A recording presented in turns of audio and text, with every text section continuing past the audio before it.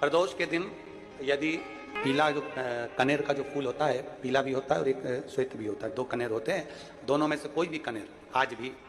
अगर प्रदोष के दिन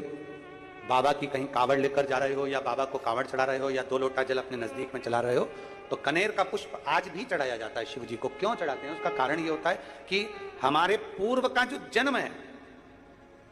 उसमें हमसे बहुत गलतियां हुई होगी। बाबा हो सकता है उसके कारण बस हमको आज दुख देखना पड़ रहा है, आज तकलीफ भोगना पड़ रही है, आज बीमारी, आज रोग हो जाता है। तो उस रोग से मुक्ति प्रदोष के दिन भूलवश भी कनेर का पुष्प मिल जाए, एक कनेर का पुष्प कुबेर भंडारी को जरूर चढ़ाना। प्रदोष भी है,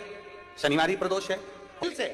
जो मांगो, हमारे पूर्व का कोई कर्म होगा तो बाबा उसको समाप्त करे, हमारे पूर्व का किया हुआ बेकार कर्म समाप्त करे और हमको अच्छा करे, हमारे मन के मनोरथ पूर्ण करे, ऐसी कृपा करेगा। प्रदोष के दिन यदि पीला जो बहुत ध्यान से सुनना भाई, जो अपनी जिंदगी से बहुत तंग आ गए हो, परेशान हो गए हो, कष्टमय जीवन जी रहे हो, बहुत दुखी हो गए हो, उनके लिए ये स्कंद पुराण का चरित्र फिर मिले ना मिले, आप प्रेम से सुनिए। भाव पहला सोमवार की हो, प्रदोष काल में शाम का समय सूर्य डूब रहा हो, बस डूबा ही हो, और उस समय पर सूर्य के डूबन के तुरंत बाद बाबा को धतूरे के साथ में बेलपत्री ना चढ़ाते हुए बेलपत्री के वृक्ष के 7 कांटे बाबा के शिवलिंग पर समर्पित करे जाते हैं महाराज, अपनी जिंदगी में अड़चनों को हटाने के लिए। फिर आप जिस व्यापार में उतरे, जिस व्यवसाय में उतरे, जिस नौकरी में उतरे, आप दिल से करें, आपको तरक्की मिलेगी। आप हार नहीं सकते, नीचे नहीं आ सकते, उन्नति पर ही चढ़े। तो ध्यान से सुनना भाई, जो अपनी जिन तिथियों में भी गंगा का जल हम शिव को अगर एक बूंद भी समर्पित कर रहे हैं, गंगा का जल मात्र एक आधी चम्मच भी, आचमन जितना भी अगर हम शिव को समर्पित कर रहे हैं तो उसका सुख आनंदित है। जैसे पंचमी तिथि, नवमी तिथि, दशमी तिथि, एकादशी, प्रदोष, पूर्णिमा,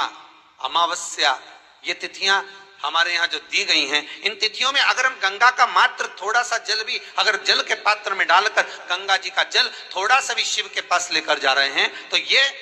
एक भाव अपने भीतर होना चाहिए कि आप केवल गंगा का जल साधारण शिव मंदिर में समर्पित नहीं कर रहे हो, आप गंगा का जल भले अपने घर से लेकर जा रहे हो। जिन तिथियों में भी गंगा का जल हम शिव को अगर एक बूंद भी समर्पित कर रहे हैं,